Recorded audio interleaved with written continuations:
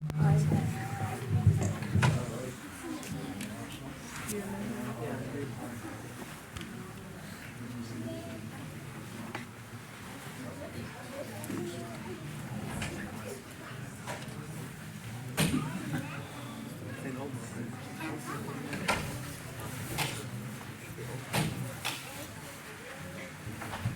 الله الرحمن الرحيم الحمد لله رب العالمين والصلاة والسلام على رسول الله وعلى آله وصحبه أجمعين. All praise and thanks belongs to Allah subhanahu wa ta'ala, and may the peace and blessing of Allah be upon His servant and final messenger Muhammad sallallahu alayhi wa sallam. As to what follows, my dear respected brothers and sisters in Islam, Assalamu alaikum wa rahmatullahi wa barakatuh. Jazakum Allahu khairan for your attendance. Ask Allah subhanahu wa ta'ala that He accept from us our gathering, forgive our sins, our shortcomings, that He accept from us, and we ask Him subhanahu wa ta'ala to gather us in a much better place than this place, and that is the paradise, bi-idhnihi ta'ala. My brothers and sisters in Islam, today of course you're aware that the topic for tonight is protecting faith in the modern world. Is an important topic. The modern world, what we mean by this is the world that we live in currently today, with its fitan, with its temptations and desires, and with its calamities and trials and tribulations. This is the modern world. And it is very important to speak about how a person is to protect his faith amidst all this chaos, amidst all this fasad, corruption, and trials and tribulation and fitan. Very important to discuss how can one preserve his faith. And if you're consistent and committed upon reading Adhkar al-Sabah wal-Masa, which should be something that a believer is supposed to be doing each and every single morning and evening. We're supposed to read something known as Adhkar al-Sabah wal-Masa, the remembrance of the morning and the remembrance of the evening. And after Salat al-Fajr, you've prayed Salat al-Fajr, you sit down, you take 10-20 minutes of your time, and you go through these adhkar. They begin with Ayat al-Kursi, Qul huwa Allahu ahad, Qul a'udhu bil falaq, Qul a'udhu bin nas, and you read a few more. And in the evening you're reading the same things. One of Adhkar al-Sabah wal-Masa, and you're reminding yourself of this matter every single morning and evening, is that you ask Allah Azza wa Jal, Allahumma inni as'aluka al-afwa wal-afiyah fi dini wa dunyai wa ahli wa mali. Do you know this dhikr? You should know this dhikr. It should be memorized and it should be said every morning and every evening. What are we saying in this dhikr? Every morning and every evening you're asking Allah Azza wa Jal to give you afiyah, to give you protection. Fi dini wa dunyai. Give me protection in my faith. Protect my faith. Fi dini wa dunyai, and protect my worldly affairs. Wa ahli wa mali, and my family and my wealth. But you see, your worldly affairs and your money, your wealth, your children, your family, all of this came after dini. The first thing you're asking Allah to preserve and protect for you every morning and evening is your faith, your relationship with Allah Azza wa Jal, because this is what's going to remain with you until you die and you're put in your grave, and this is what you'll meet Allah Azza wa Jal with. Everything else of children and wealth and health and your worldly matters, the day you die, relationship is cut. That's it. On the day of judgment, from your family, whoever's a believer, follows with you. And your wealth is finished. It comes to an end. The day you die, you don't own it anymore. So it's not as important as a deen. So in the morning and the evening, Allahumma inni as'aluka al-afiyata fi deeni. I'm asking you protection in my faith. Keep my faith strong. Keep me steadfast upon La ilaha illallah and upon Islam. So this is why we're saying protecting faith in the modern world. This is a goal. This is a purpose of the believer in the morning and in the evening, looking for ways and solutions in how to protect his faith. And this is the modern world that we're living in. What do we mean by the modern world? The modern world are the fitan, as we said, that surround us. Especially in the Western world that we're living in. This is different to Islamic countries. The Western world, these people, they didn't have any morals and ethics. And they didn't have any halal and haram. This is not their language. And so, whatever the desire calls them to, yallah, we move forward with it. Whatever makes money, whatever makes or gives ratings, whatever people are interested in, we'll just go with the flow. Because the West, their God is their desire. That's their God. Allah Azza wa Jalla says, أَفَرَأَيْتَ مَنِ اتَّخَذَ إِلَهَهُ هَوَاهُ. There are people that have taken their desire as a God. And so if it's a God, it's worshipped. Whatever the body likes, whatever it's entertained with, doesn't matter halal and haram, we'll just push it forward to the people. This is the modern law. This is a huge fitna. When the time of Anas ibn Malik radiallahu anhu, the Sahaba and Tabi'een came to him. Anas, of course, you know Anas ibn Malik radiallahu anhu is a famous companion of the companions of Rasulullah sallallahu alayhi wa sallam, and he served the Nabi sallallahu alayhi wa sallam for 10 years. At the time when Al-Hajjaj ibn Yusuf al-Thaqafi, this was a ruler that ruled the Muslims, and he governed Iraq at the time. He was a tyrannical ruler. He was killing Sahaba, he was killing Tabi'een.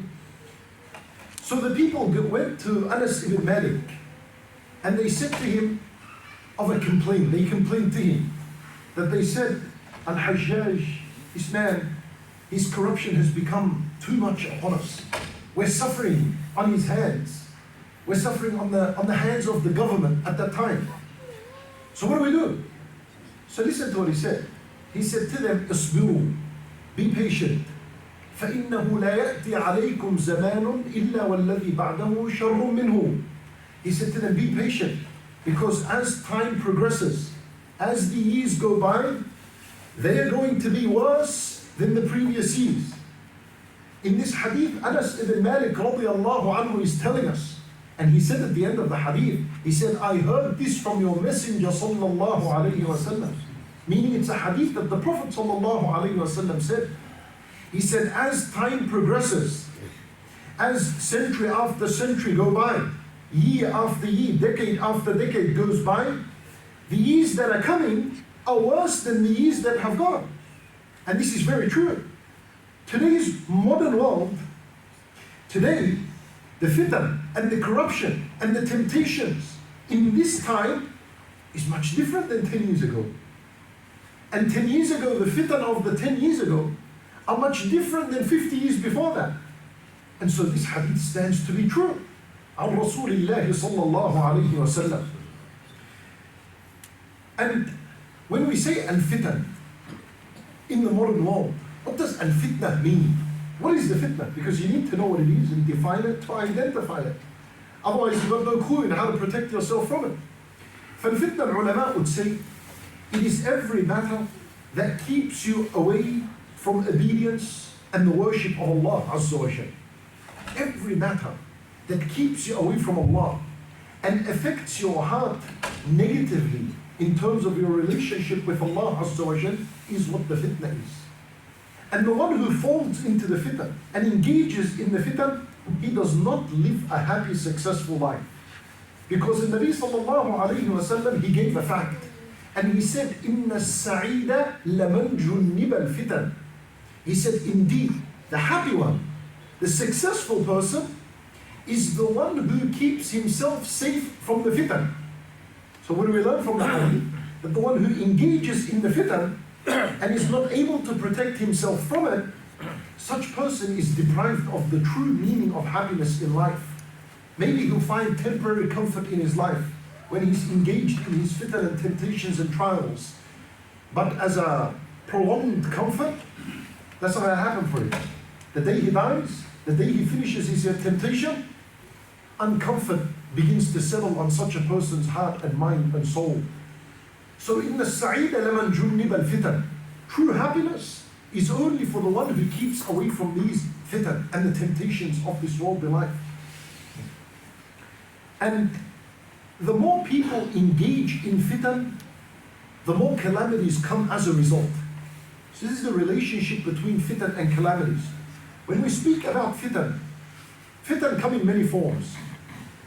For some people, al-fitnah is wealth and money. Do you see this? Today, people don't care where they earn their money from. Majority of people do not care what their source of income is. Halal, haram, riba-based loan, standovers on businesses, protection money, take money from this person, move money from here, Centrelink and rob the system, take money, will take money, halal, haram, doesn't matter. This is fitnatul mal. Allah Azza wa Jal clearly mentioned this in the Quran. إِنَّمَا أَمْوَالُكُمْ وَأَوْلَادُكُمْ fitna. Money is halal, money is good, only if it's sought in that which is permissible. But if it's not sought in that which is permissible, and a person begins to go into haram means to earn this wealth, money has become a fitna for him. Money will blacken his heart. He has fallen into the fitna of the modern world. He's fallen into this fitna. And on the Day of Judgment, from the very first questions that a person is asked, عَنْ مَالِهِ فِيمَ اكْتَسَبَهُ وَبِمَا أَنْفَقَهُ, where did you earn it from and how did you spend it? These are from the very first questions that a person is asked concerning his worldly matters. Concerning your religious matters, the first matter that is questioned is your salat. But concerning worldly matters, the very first things that is questioned is your wealth. Where did it come from? How did you spend it? It's a big fitna. Because if the wealth is haram, then everything else of what you eat is haram, what you wear is haram, what you clothe is haram, what you're driving is haram, where you're living is haram. Because this is the source that is providing life for you. It's a big issue. And so many have fallen into this fitna of al-mal and earning it in its haram means. That's one of the fitna. Another fitna we find in this modern world of ours is the fitna of leadership. Fitna of leadership. And social media has given this a boost. Now, anyone who knows two words in Islam, in his deed, whatever it is, they call them influencers. He opens a social media account for himself and it's written, follow. He wants followers. Follow him. Fitna. Fitna for the people. In the modern world, this fitna is rampant. It didn't exist many years ago because that platform wasn't given to people. Today this platform is given. It's very simple. You can be sitting right here. You can be sitting in your own home. No one has ever come in contact with you and seen you. But he's got 2 million followers. And people are listening to him. And people are taking his advice. And he's telling them, قال Allah, قال الرسول. And he's distorting what Allah and His Messenger said. And because ignorance is widespread, people don't know any better, they take. When Nabi sallallahu alayhi wa sallam said, from the signs of the hour, that a person will give advice and lessons to people. A person will address the people, give them a khutbah, will appear on social media, and the people will be mesmerized by what he said. Then they will go back to their own gatherings and they will say, we heard such and such say such and such, and I do not know his name. His name will not be known. Very powerful, influential, speaking, and the people are affected by that which he said. What's his name? I don't know. He spoke to us so and so. And isn't that the case? Isn't that the case? How many people you go through and you hear clips and you're sent, forwarded in WhatsApp or whatever it is. There's no name. But, wallah, he sounded good. Forward. I don't know what I forwarded. Is it verified? Is it not verified? I don't know. Someone sent it to me. It says up the top now, forwarded many times. So let's just forward it again. Fitna. This is the fitna of leadership. And people follow through. People follow through. And the Islamic duty upon a believer is to verify knowledge that comes. Our deen is all about a sanad. It's all about the chain. Where did it come from?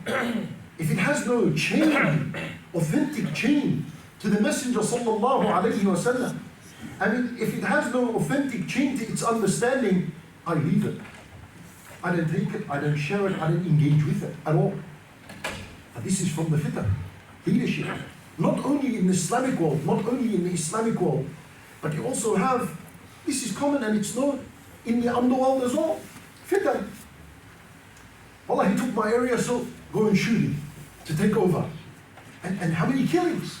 And how many shootings have happened in this world? This is part of the fitna, believe it or not. It is part of the fitna. It's happening in the Islamic world, and it is also happening in the underworld. I run this area, I sell the drugs in this area, he was delayed in his payment, so shoot him. So I can stay above everyone. Allah, I heard a threat from him, let's shoot someone from his family member. Yallah, just shoot to kill. This is from the fitan that we live nowadays. Organized crimes from one suburb to the next, and it has no stop. It doesn't. No stop. No one knows how to stop it. But this is the fitna, and whoever gets involved in this has been caught up in the fitna. How does he come out of it? Wallah, people that are involved in this don't find a way out. The only way out is if they do find him and kill him eventually. Probably now he's out of it. For sure he's out of it. But this is how it is. And these are from the fitan. Fitan of leadership. From the fitan as well is the fitan of nudity. Nudity. From men and women.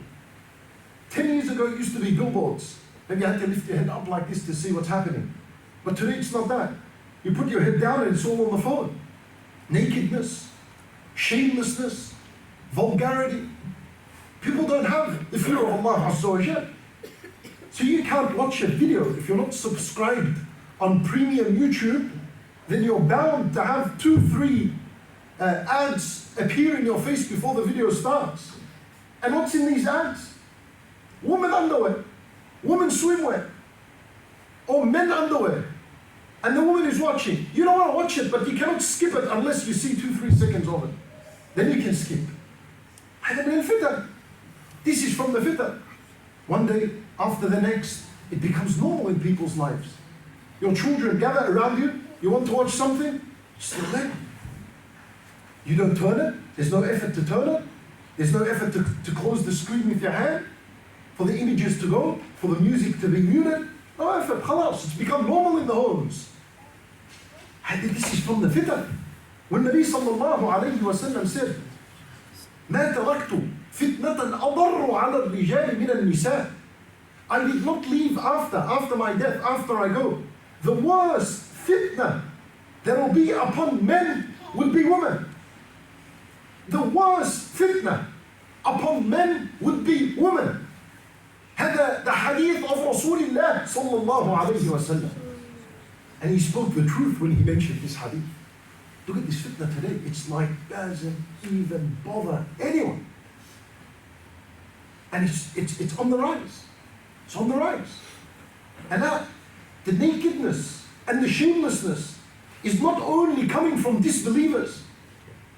Now these devils have been able to convince Muslim sisters to join in these advertisements. So they come up with a so-called hijab. And they call it modest wear. And it has nothing to do with the Islamic hijab. Nothing at all. Tight clothing. And Muslim women modeling hijab. And fitna. Fitna for the women. Fitna for the men that see her. Fitna for the community. Fitna for everyone. Who engages with this material, sees it, promotes it, normalizes it, doesn't speak against it, says this is the time we're living in. Well, what can I do? What should I do? Nothing. Leave it. Move forward. He fell into the fitna. See the fitna, how it is. And then this is, add to this on social media, whoever's on TikTok, Instagram, you're going from real to real, women dancing, men dancing, and then in between there's an ayah of Quran, and then there's a hadith, and then we come back to the dancing once again, and they keep flicking. There's a statistic that mentioned the average person is scrolling on his phone almost 350 meters a day. 350 meters of scrolling a day. The average person. And the video Every second is about 2,000 pictures, a moving video, 2,000 pictures. And every time there's a glance at a woman you're not allowed to look at, is a black dot inscribed on the heart. So imagine a 3-second clip which contains about 3,000-4,000 images. How many black dots have been inscribed in the heart? And many do not follow this up with astaghfirullah or a tawbah. And we're not going to say the next day he's doing the same thing. The next minute he's doing the same thing. The next hour he's doing the same thing. Before salat time goes and it comes. Before bed, you believe it or not, people, this is a call I got from a woman, a wife. She complained about her husband. She said he sleeps next to me. And in the last minutes before he sleeps, he's on his TikTok, watching reel after reel. And I'm next to him. And he's observing naked women. And then once, I don't know, he gets tired or sleepy and that, closes it, puts it on the charger and he sleeps. Where's the adhkar? Where's Allahu la ilaha illa huwa al-hayyul qayyum before you sleep? Didn't you feel that you can die in your sleep? Didn't you know that Allah Azza wa Jal was watching? Weren't you embarrassed and shy from your wife seeing you doing haram? Allah musta'an. But this is the modern world. These are the fitan that we experience and we see. And what do I tell a woman like this? What do I tell her? I don't know. Wallahi, I don't know. I said, tell him to fear Allah. More than that, if ittaqillah doesn't wake you up, what wakes you up? If Allah telling you, Ya ayyuhal ladhina amanu taqullah, this is what Allah said. If that doesn't wake you up, dear sister, what do you want me to tell him? Nothing's going to work. This is Allah's word. So there are serious issues concerning his iman and relationship with Allah. He needs to work on that. There's no here a magic pill that will fix the problem. What will fix it is us understanding the modern world we're living in and recognizing these fitan that are in front of us. And so we said, the more people engage in the fitan, what happens as a result? Calamities come. So now we have floods we've never seen before, bushfires we have never heard of before, inflation, recession on its way. Some people speak about a depression on its way, prices rising, petrol going up, diesel, fuel goes back down, shoots back up, takes a long time to come back down, lettuce going up, potatoes going up. People are genuinely scared. People are in fear. People panic. Literally, people panic. During the corona, we saw the panic. They call it panic buying. I had never heard of this before. It's the only time I heard of it. Whether it was toilet paper, or bread, or meat, or fridges, or freezers, or whatever it is that people are hoarding. Where did the calamities come from? They didn't just hit like this overnight. Calamities come after many people in society engage in fitan. See these fitan I spoke about? In every single street you will find many people engaged in these harams, these temptations, these shameless acts, these corrupt acts. What do you think the result will be? Calamities. Allah Azza wa Jalla said, ظهر الفساد في البر والبحر بما كسبت أيدي الناس. That corruption, calamities, will be apparent on the land and in the sea because of what the hands of man did. Because of the sins they had committed. لِيُذِيقَهُمْ بَعْضَ الَّذِي عَمِلُوا. Look at the mercy of Allah. So that He can allow them to taste some of their bad doing. Some. All these calamities is some of what bad we have done. Not full. Because if Allah was to punish us in what we deserve, Allah says, مَا تَرَكَ عَلَى ظَهْرِهَا مِنْ دَابَّةٍ. Not a single living creature would remain on earth. Even the animals, everything will be destroyed. That's Allah. Allah said, وَلَوْ يُؤَاخِذُ اللَّهُ النَّاسَ بِمَا كَسَبُوا. if Allah was to punish the people with exactly that of the crimes they had done, مَا تَرَكَ عَلَى ظَهْرِهَا مِن دَابَّةٍ, not a single dabba, walking creature, would remain on earth. Even the ants, even the bees, everything would be gone, destroyed. But Allah's mercy, لِيُذِيقَهُمْ بَعْضَ الَّذِي عَمِلُوا, just a little bit, just a taste. And that's mercy, because Allah Azza wa Jal would send these calamities as a wake-up call. لَعَلَّهُمْ يَرْجِعُونَ, maybe they make a tawbah, maybe they return, maybe they wake up from their drunkenness and their heedlessness and turn to Allah Azza wa Jal. And if that's the case, لَفَتَحْنَا عَلَيْهِمْ بَرَكَاتٍ مِنَ السَّمَاءِ وَالْأَرْضِ, the barakat, the blessings, and the favors from the heavens and the earth would come to these people. بَرَكَاتٍ مِنَ السَّمَاءِ وَالْأَرْضِ would come. The earth would be very fertile and it would give produce and the prices would reduce. But all of this is connected with each other. Subhanallah. But this is something that you need to make of a connection. These fitan in the modern world and the calamities and the trials and the tribulations that have affected the people. It comes as a result of too much engagement in this fitan. And people are scared, genuinely scared.